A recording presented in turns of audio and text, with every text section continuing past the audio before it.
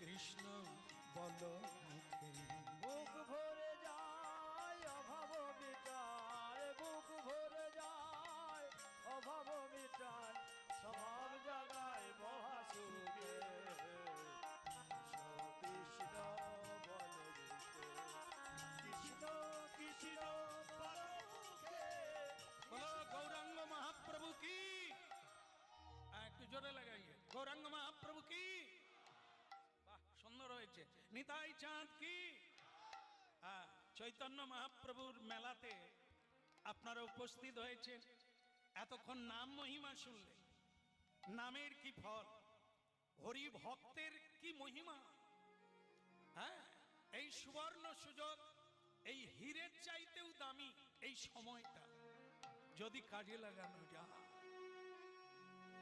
জীবনে এত বড় সময় পেলাম, কি করলাম, যদি আমার বিচার হয় আমি কি হিসেব দেব, কি আছে আমার, নরকে যাব না বৈকুণ্ঠে যাব। তাই ভক্তমণ্ডলী মায়েরা শুনতে থাকুন আর অল্প সময়।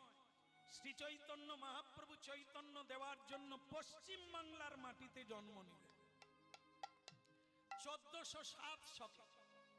ফাল্গুনী পূর্ণিমা তিথিতে মহাপ্রভু মাটির পৃথিবীতে, এই বাংলার মাটিতে বাঙালির ঘরে জন্ম নিলেন। আর আমরা কি দুর্ভাগা জীব, মহাপ্রভুকে চিনি না, শ্রী চৈতন্য প্রভুকে চিনি না। তিনি কে, কেন এলেন, কেন গেলেন, কি বলে গেলেন, কি দিয়ে গেলেন, একবারও টের পেলাম। কাঁদাল দিয়ে চলে গেল। আমাদের সময় নাই প্রণাম করার, তাকে একটু সম্বর্ধনা করা। শিশুকালে মহাপ্রভু হরিনাম গাইতে গাইতে নবদ্বীপে সুরধ্বনির তীরে গেল।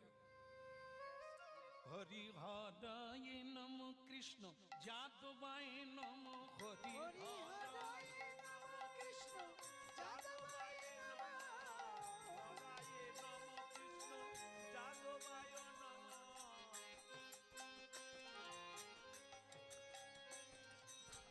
তোমার হরিনাম ভালো লাগে? ভালো লাগে? তাহলে শিকনটা মুছে না। মহাপ্রভুর বয়স যখন 12 বৎসর, তার দলটাও সেরকম। কারো প্যান আছে, কারো প্যান নেই।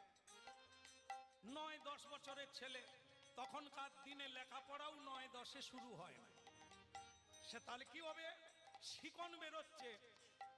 নিমাই বলছে কীর্তন করো, সকলে মিলে কীর্তন করব। একটা ছেলে নাগ মুছে, বসে পড়ে যাবে। আমরা নাক মুছলে কিসে মুছি? রুমাল থাকে না, স্টাইল দিয়ে রুমালে মুছি। কিন্তু ওই ছেলের প্যানও নাই, কোথায় মুছবে?